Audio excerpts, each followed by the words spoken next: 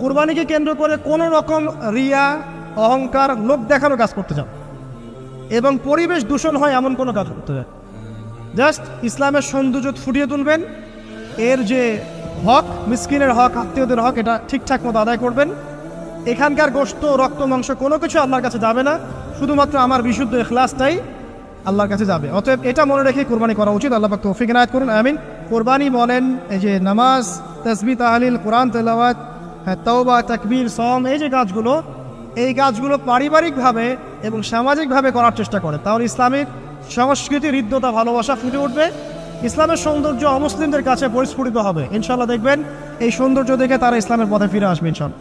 এবং আল্লাহ রাব্বুল আলামিন এই সুযোগটা কাজে লাগিয়ে আমরা যেন আমাদের বিগত গুনাহগুলো মাফ করিয়ে নিতে পারি, বেশি বেশি নেক আমল করতে পারি, এই 10টা দিন কাজে লাগাতে পারি। আল্লাহ পাক আমাদের সবাইকে সে তৌফিক ইনায়াত করুন, আমিন।